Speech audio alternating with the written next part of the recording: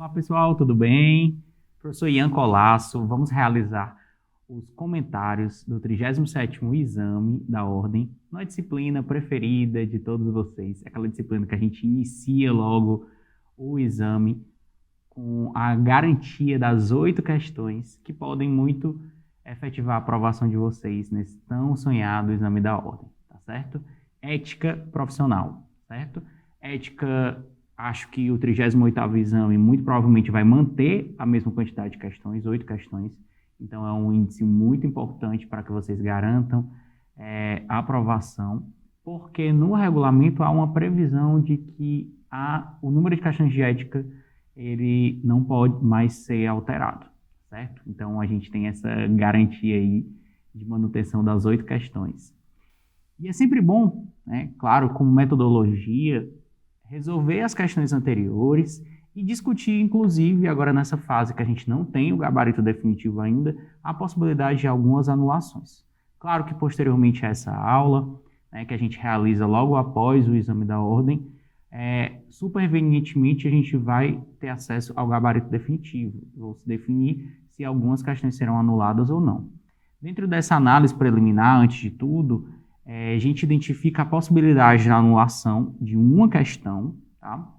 Questão lá que, inclusive, nas nossas aulas, a gente muito comentou sobre a possibilidade de cobrança lá da colaboração premiada. E aí quase todos os alunos marcaram a questão mais óbvia, né? Claro, há 2 consequências do advogado que firma colaboração premiada, seja contra quem já foi cliente, ou seja, ex-cliente, no caso lá da questão que caiu, e quem é cliente efetivamente, que são as 2 sanções, uma sanção no âmbito disciplinar, administrativo, outra sanção criminal, com previsão expressa lá, né, da previsão legal das inovações da Lei 14.365, uma lei que a gente sempre fez muitas apostas e agora efetivamente caíram mais ou menos 3 questões da Lei 14.365. Seguinte, claro, quais são as consequências disciplinares? A sanção máxima de exclusão do exercício da profissão e a sanção criminal, o crime de violação do segredo profissional, né? Então, existem discussões que envolvem essa questão, já lá na ordem correta, adequada, vamos ver por que a gente defende a anulação dessa questão como quase uma anulação certa, né? Mas a gente pode esperar de tudo aí da FGV, claro, dado o histórico aí de provas, então vamos ter um pouco de calma quanto a essa anulação. Tem outra questão lá que a gente defende uma possibilidade, mas eu acho que ainda é remota de anulação. Acredito que quanto a essa outra questão vai ser um pouco difícil, tá? Vamos lá para os comentários do 37º exame da ordem Ética Profissional lá. A primeira questão, certo? Que estou utilizando aqui a prova no tipo 1, né? Acho que a prova branca, se eu não me engano, foi uma questão sobre procedimento, né? Procedimento relacionado ao processo disciplinar. Considero que tenha sido uma das questões mais difíceis da prova, né? Sempre eu indico, sempre vai ter uma questão que o examinador ele vai jogar lá o regulamento geral da OAB, aqueles artigos finais, intocáveis, que a gente quase não lê, e vai aplicar essa questão como sendo a questão mais difícil da prova. Acho que foi o caso aqui dessa primeira questão, tá? Que foi sobre processo disciplinar e as notificações para o exercício da defesa prévia no âmbito do processo disciplinar. Ele cobrou a especificidade com relação aos meios de notificação que estão lá previstos no artigo 137D do Regulamento Geral da OAB. Tá? Como era a questão? Foi instaurado um processo disciplinar em face do advogado Nino, tendo em vista a possível prática de uma infração disciplinar, né? Muito possivelmente para aplicar as sanções de censura, de suspensão e exclusão, né? No que se refere às notificações de Nino no mencionado feito, assinale a afirmativa correta, né? Então, é uma questão procedimental quanto aos meios específicos de notificação daquele advogado, possivelmente infrator, para ter ciência que ele possa apresentar sua notificação prévia, lembrando, prazo sempre de 15 dias, né? Os prazos na OAB são prazos sempre de 15 dias. Letra A. diz que a notificação inicial de Nino para apresentação da defesa prévia deverá ser feita pessoalmente e de forma preferencial, tá? Admitindo-se apenas a notificação por correspondência com aviso de recebimento, que é o velho AR, apenas em hipóteses excepcionais, previstas no Regulamento Geral do Estatuto da Advocacia e da OAB. Tá? Esse item a gente já descarta, porque lembre quando a gente falava lá, né, e eu muito batia na tecla quanto à notificação da renúncia, pela renúncia.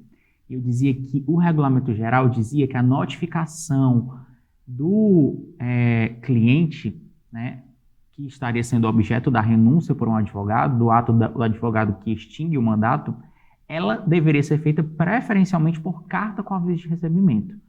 Aquela identificação faz a gente perceber que, de fato, o regulamento e o procedimento na OAB dá preferência a essa espécie de notificação, não menos o caso do advogado infrator, que possivelmente pratica uma infração disciplinar, né, e passa por um processo disciplinar.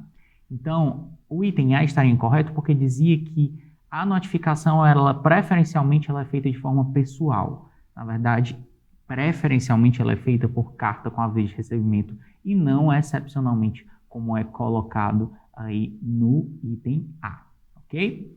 Já o item B diz: na hipótese de a notificação inicial para a apresentação da defesa prévia ser realizada por edital, deve constar do edital apenas o nome completo de Nino, o seu número de inscrição e a menção de que a notificação destina-se à apresentação da defesa prévia no feito disciplinar no prazo legal.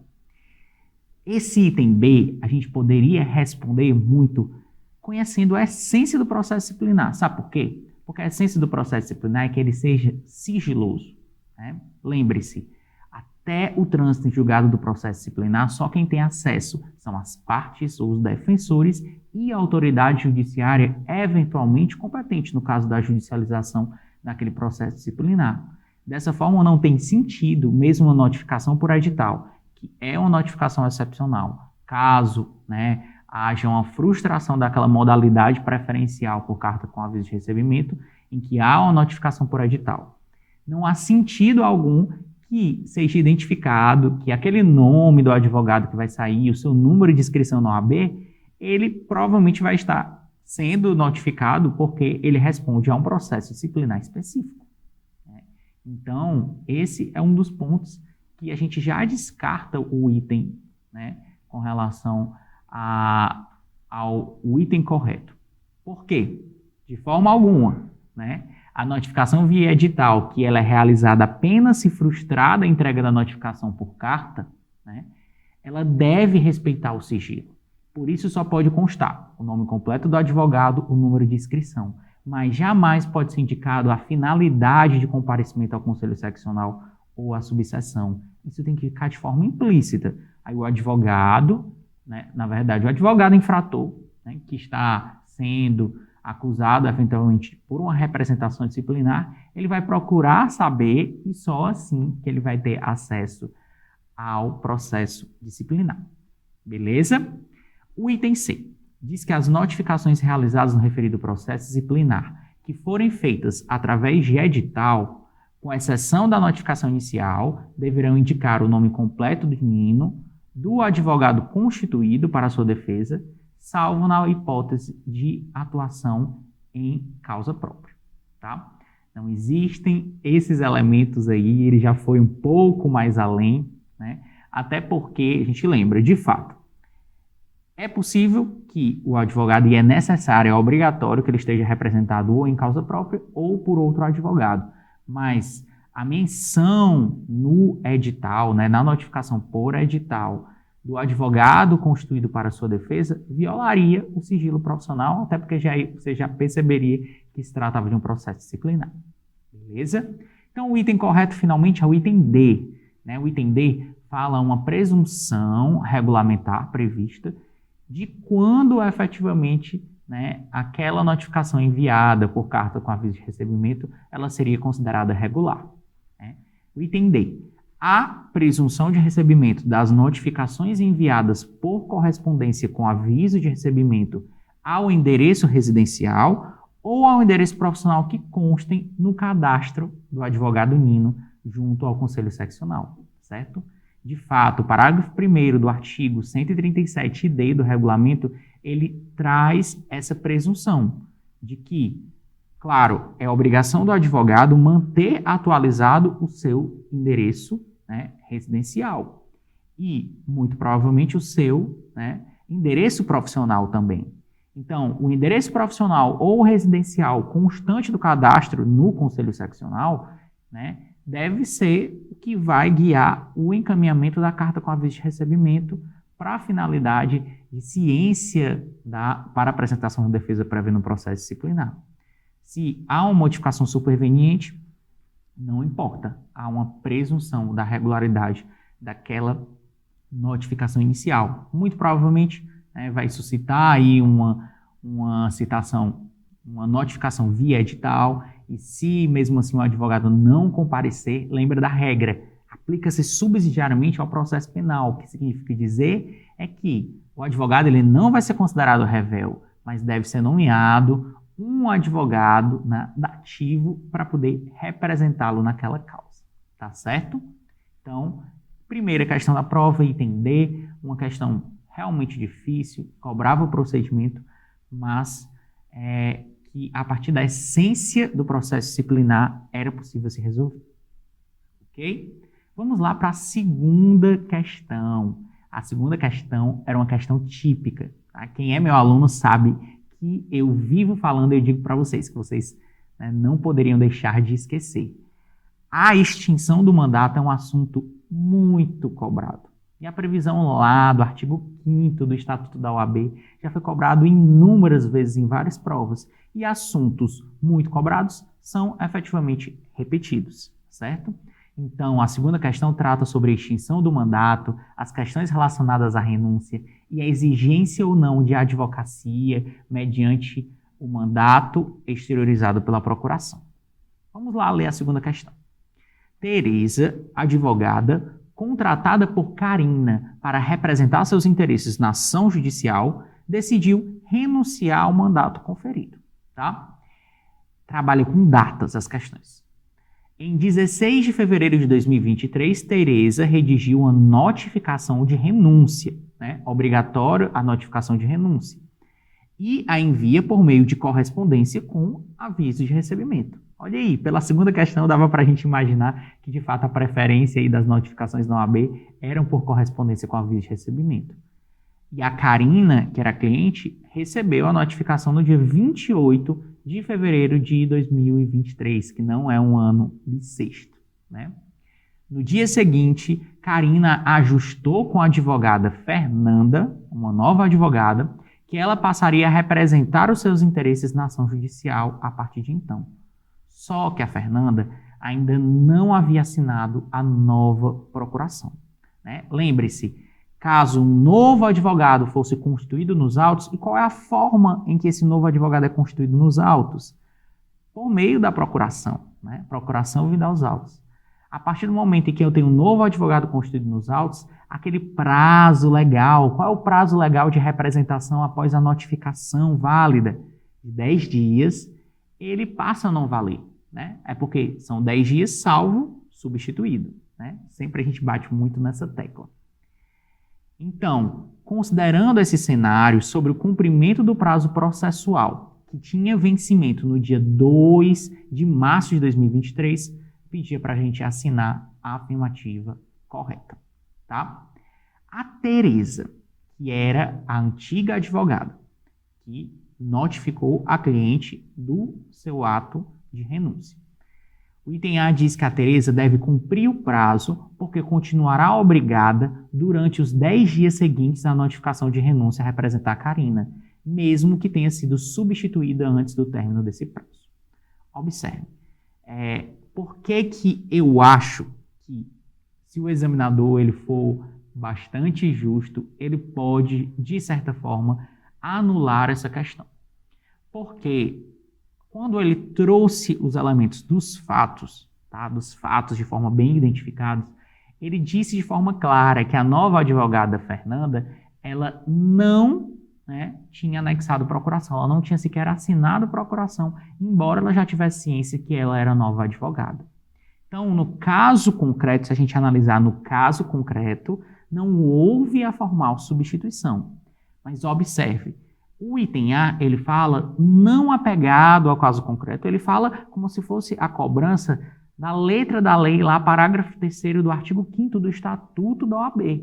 Né? Então, se a gente analisar sem se apegar muito ao caso concreto e considerar que se ela tivesse se considerado substituída, aí o item A, de fato, está incorreto.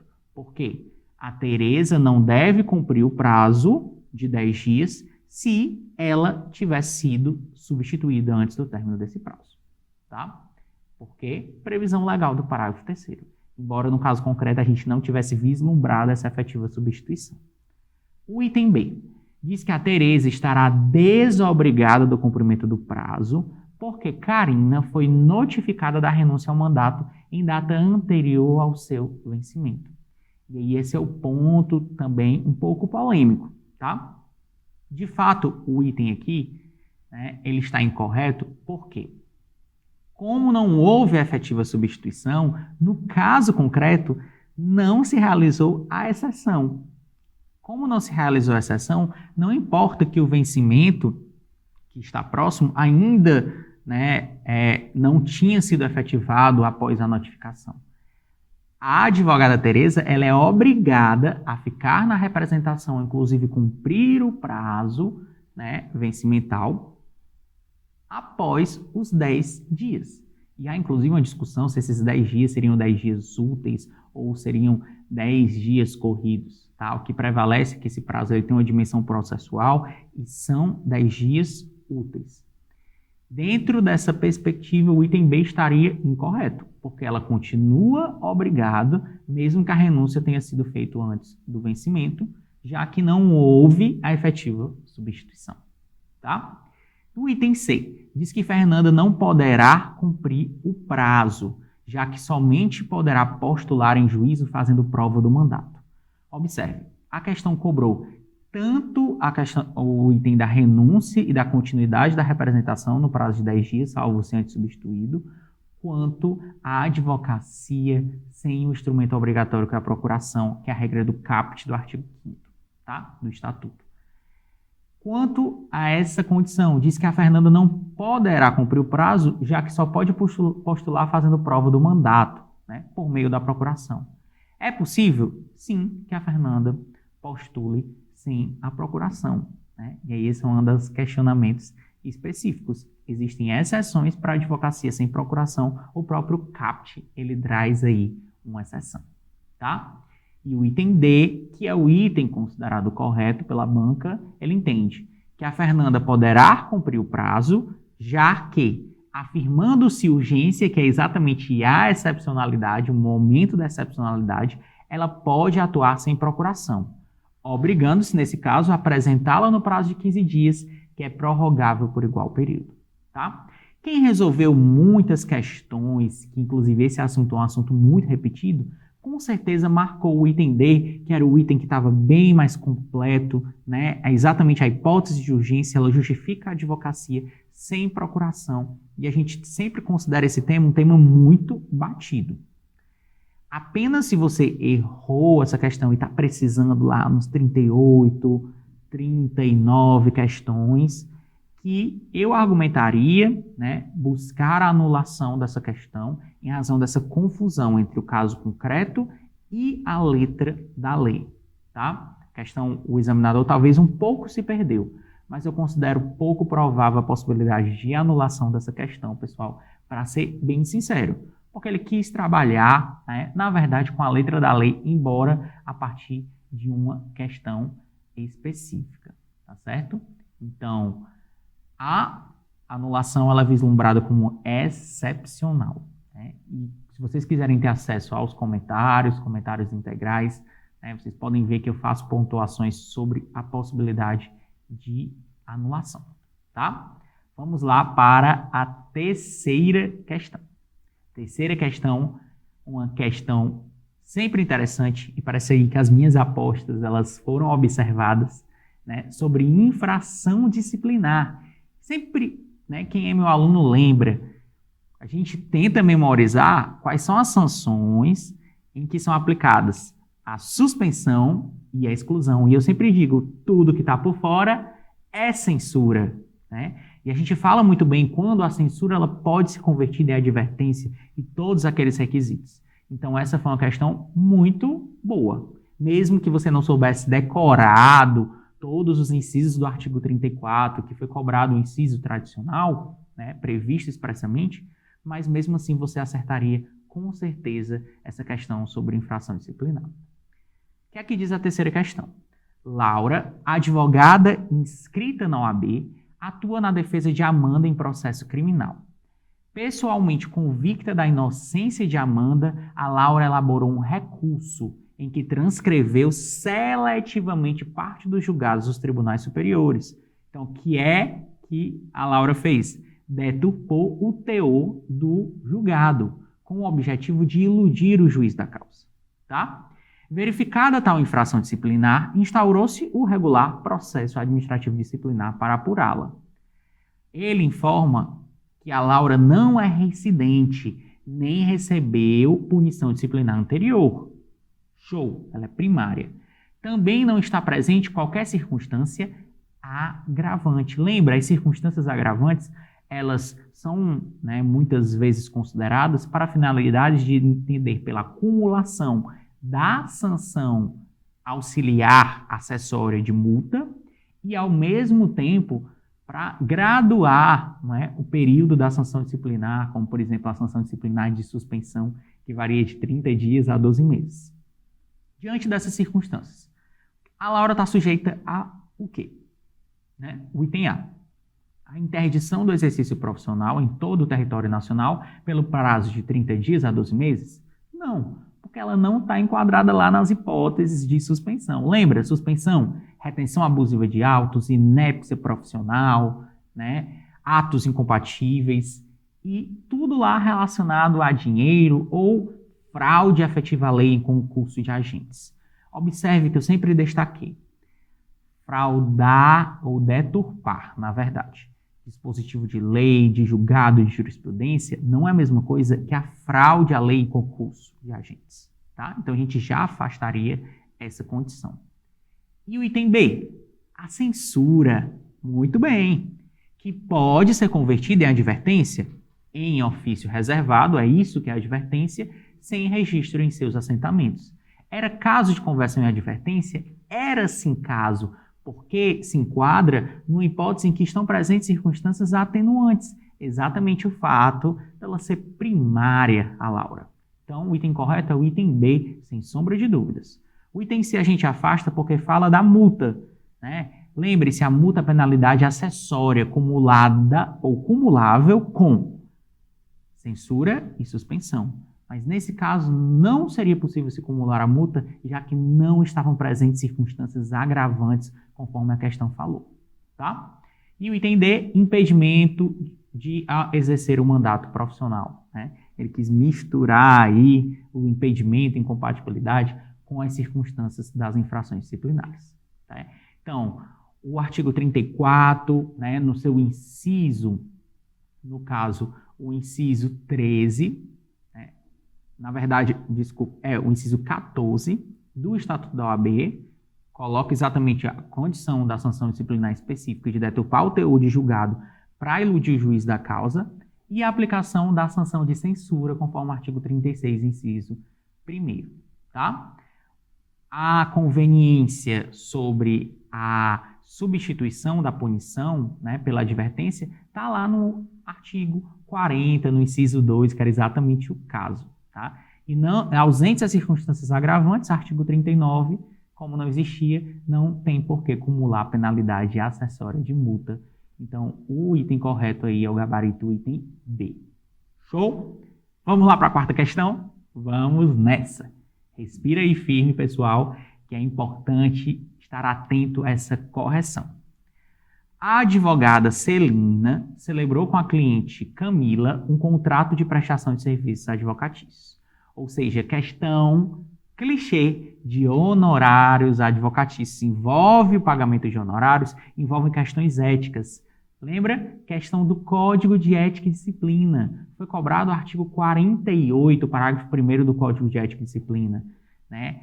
Um tópico ali dos artigos que são muito cobrados na parte de fixações de cláusulas de prestações de serviços de advocacia.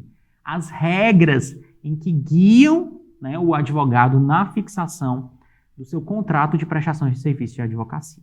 O que é válido ou não, colocando-se como cláusulas ali, né, que importam para as relações éticas. Vamos analisar a validade dessas cláusulas. Na cláusula X, foi disposto que a extensão do patrocínio, tá, da Celina era limitada ao primeiro grau de jurisdição. Isso é possível? Com certeza. Né? A extensão da causa deve ser delimitada. O que vale é o que está no contrato. Lembra que eu falei? Né? Presume-se, em regra, que o mandato ele só se extingue, né, por presunção específica, com o encerramento da causa ou trânsito em julgado. Mas pode ser que o mandato estabeleça que a extensão só vale até o primeiro grau e não na fase recursal, né? Então, o que prevalece é o que está no mandato, né, específico. Então, no caso aí, né, específico, a cláusula X tá super ok. Na cláusula Y, foi disposto o valor diverso, na cláusula Y ou na cláusula W, pessoal, foi disposto valor diverso de honorários contratuais para a hipótese da causa encerrar-se por acordo. Tá? Eu acho que vocês poderiam ter um pouco de dúvida com isso daí, mas observe. Esse é o momento em que a advogada Celina vai preparar o contrato. Nesse momento, ela tem certos limites éticos do que ela pode preparar. Então, se ela, né, com a própria iniciativa dela, ela entender que é justo que, se fosse encerrado por acordo, determinados valores seriam fixados com relação aos honorários contratados, está no âmbito da contratação dela. O que não pode é, em razão de um acordo superveniente, o cliente exigir a diminuição dos valores de honorários. Isso daí que estaria errado, né? Mas nesse ponto, as duas cláusulas são efetivamente válidas e não violam a disciplina do Código de Ética. O item correto aí era o item D, tá? As duas cláusulas seriam perfeitamente válidas, conforme previsão expressa do artigo 48, parágrafo 1º do Código de Ética e Disciplina da OAB. Beleza? Vamos lá para a nossa quinta questão. Questão tradicional sobre sociedade de advogados. Lembra que eu falo? Sempre tem uma questão de honorários, sempre tem uma questão de renúncia, sempre tem uma questão de sociedade de advogados. Eu vivo falando e comentando com vocês. A prova ela veio bem previsível sobre as matérias que o examinador realmente escolheu ponderar, tá? E, felizmente, foi uma das apostas que eu fiz no aulão de revisão. Em todas as minhas aulas eu fazia essa aposta, porque foi uma inovação do Estatuto. Na tradicional Lei 14.365, que é a minha boca falar aqui sobre as inovações. E caiu exatamente o parágrafo 2º do artigo 16 do Estatuto da OAB, que trazia uma hipótese em que atualizou essa letra da lei, né, no caso do advogado passar a exercer temporariamente uma atividade incompatível. Tradicional caso de licenciamento. E aí a gente sempre disse todas as condições específicas que envolveriam esse caso, tá? Lucas e Leandro eram os únicos sócios da sociedade de advogados, Lucas e Leandro advogados, tá? Ocorre que o Leandro, que já exerce mandato de vereador, ou seja, foi uma questão muito boa, porque misturou com incompatibilidades, né?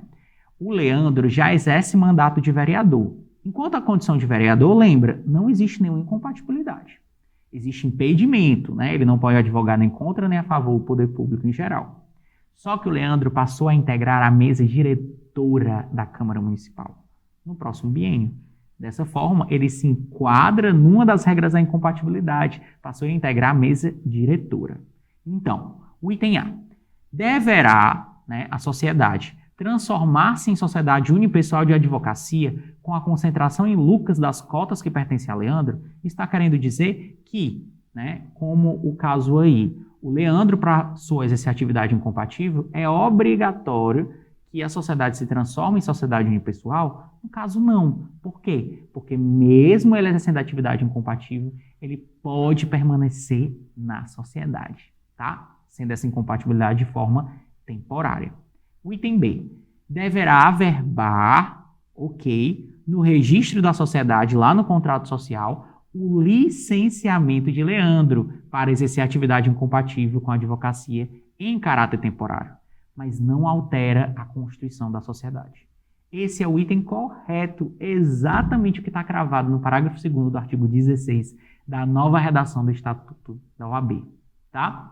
O item C diz que não poderá funcionar a sociedade porque Leandro, um de seus integrantes, estará totalmente proibido de advogar. O que se tem que saber é: a sociedade pode funcionar, não altera a constituição da sociedade, mas está averbado lá que o Leandro está licenciado, então o Leandro não vai poder ser contratado e, claro, exercer as atividades privativas de advocacia. O item D diz que a sociedade não poderá ter sede ou filial na mesma área territorial do Conselho Seccional em que Leandro exerce o mandato na mesa diretora da Câmara Municipal. Essa foi uma criação, né? Não existe essa limitação. Lembre-se do princípio da unicidade, né? Se aplica ali aos sócios daquela mesma sociedade de advogados que não podem, naquele mesmo local que sede ou filial, integrarem uma nova sociedade ou serem titulares de uma sociedade unipessoal. Beleza? Então, questão excelente, gabarito B de bola. Vamos para a sexta questão, e a sexta questão também foi uma aposta minha, né, para o 37º exame da ordem. Uma questão sobre advogado associado. Lembra que eu falei para vocês? O Estatuto, né, na Lei 14.365, previu de forma expressa as regras sobre advogado associado. Então eu apostava, ou caiu o contrato de parceria, ou caiu o contrato advogado associado para a participação dos resultados. E aí todas aquelas condições foram abordadas perfeitamente na questão. Até porque foram incluídos os artigos 17A e 17B no Estatuto, que estabeleceram de que forma, né, poderia se dar o contrato de advogado associado. E foi estabelecido de forma clara que o advogado associado, né, ele pode se associar-se ou a uma sociedade de advogados ou a uma sociedade unipessoal, e inclusive associado não equivale a sócio. Lembre-se, o princípio da unicidade, pessoal, ele só se aplicaria aos advogados sócios, não advogados associados, né, conforme o parágrafo 4º do artigo 15. Então, o artigo 17A deixou de forma clara que, sim, é possível que um associado, um advogado na qualidade de associado, que presta serviços com participação nos resultados e não tem vínculo, relação de emprego, lembre-se disso, ele pode se associar a uma ou mais sociedades de advogados ou sociedades unipessoais, tá certo? Sem qualquer problema na mesma base territorial. E o artigo 17B, que eu frisei com vocês, ele diz que a associação, e eu disse até para vocês que isso surpreendia, né? Ela pode ser por meio, né? Deve ser por pactuação no contrato próprio, o contrato associado ele fica averbado, e pode ser de caráter geral, ok? Mas também pode se restringir a determinada causa ou trabalho, que deve ser registrado ali no Conselho Seccional da sede. Então, essa era uma peculiaridade. O item A dizia o quê? Aqui, ó. O advogado Jefferson pretende associar-se a uma sociedade de advogados para prestação de serviços advocatícios. Sobre tal possibilidade, assinale a afirmativa correta. O item A diz: é admitido que Jefferson se associe em tais moldes apenas uma sociedade? Não. Unicidade não se aplica ao advogado associado. O item B. A associação de Jefferson a uma sociedade unipessoal com participação nos resultados não é permitida, pois configuraria a presença de requisitos de vínculo empregatício? A gente sabe, advogado associado pode ser tanto sociedade unipessoal quanto sociedade de advogados, não tem nenhuma restrição. O item C.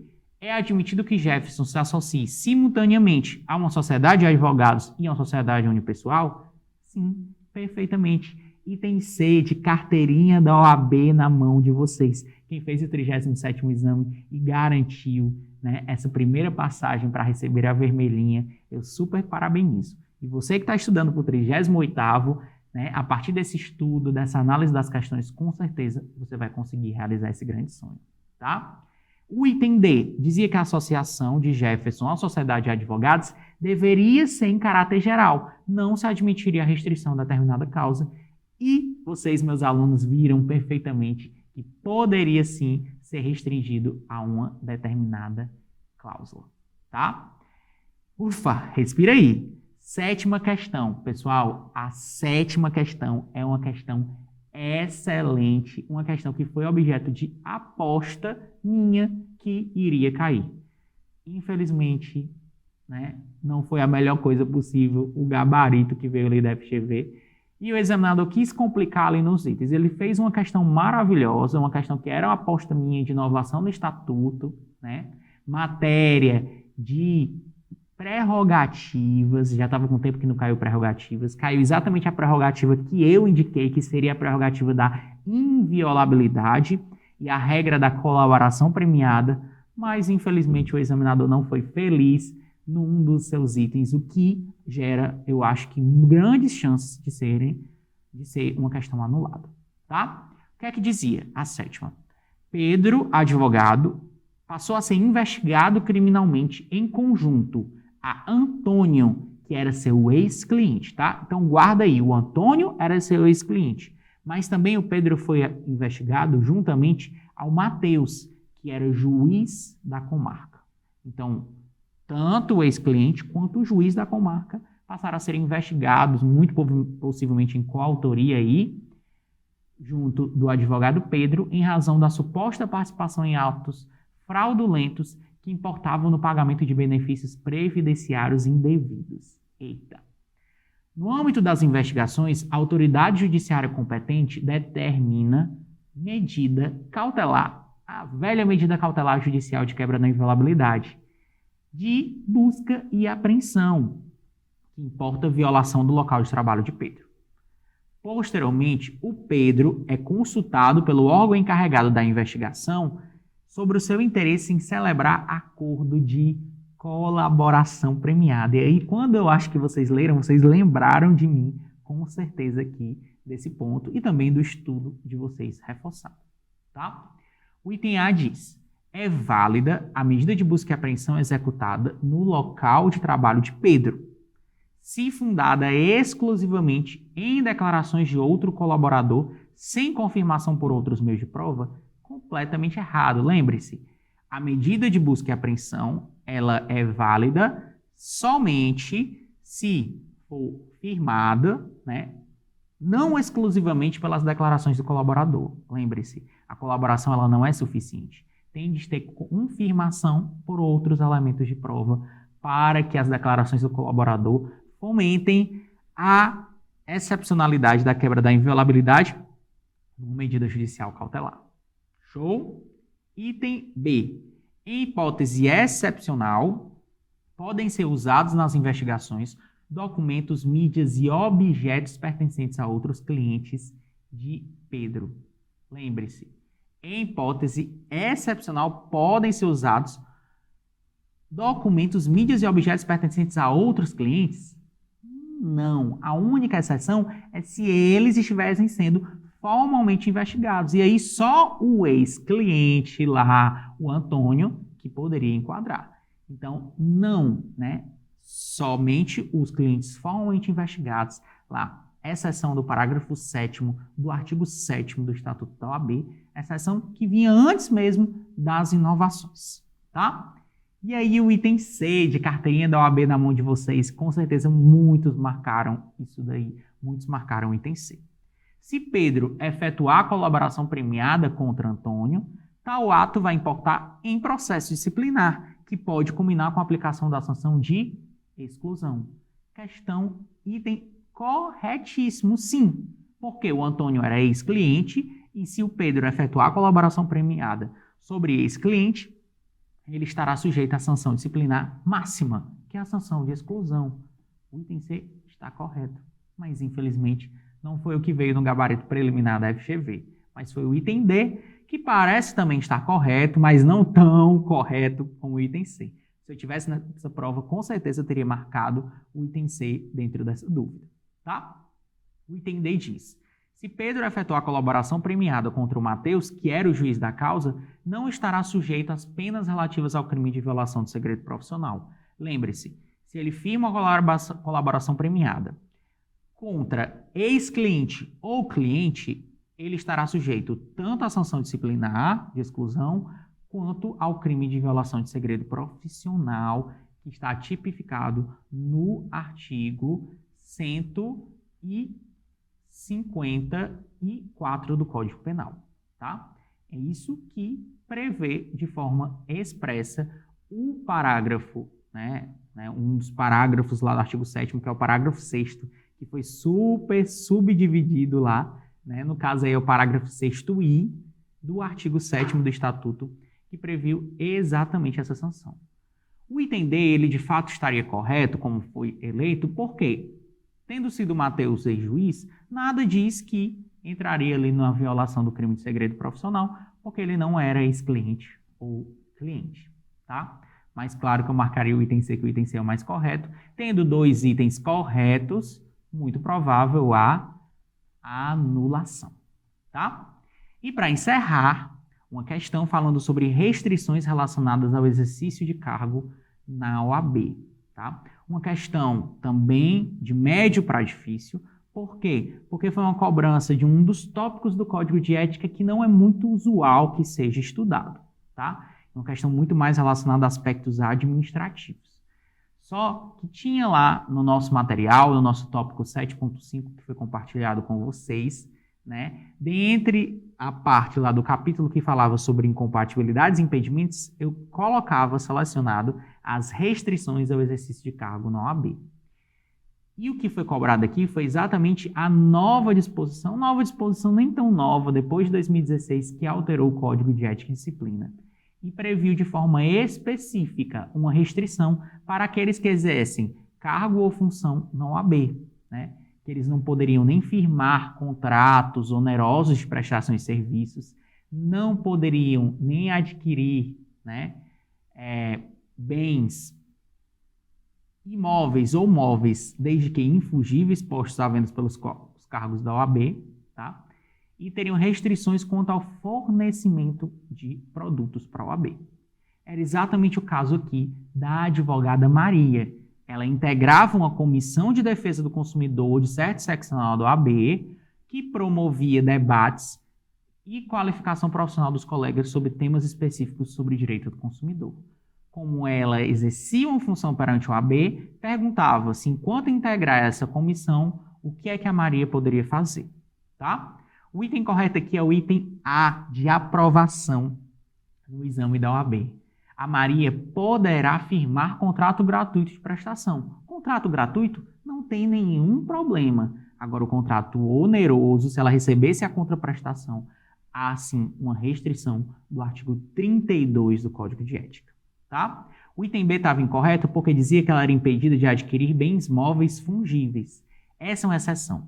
Ela é impedida de adquirir bens móveis ou imóveis infungíveis. Os bens móveis fungíveis de entidade da OAB não teriam nenhum problema, tá? E aí, essa mesma perspectiva retira o item C e o item D dos itens corretos. Tá certo, pessoal?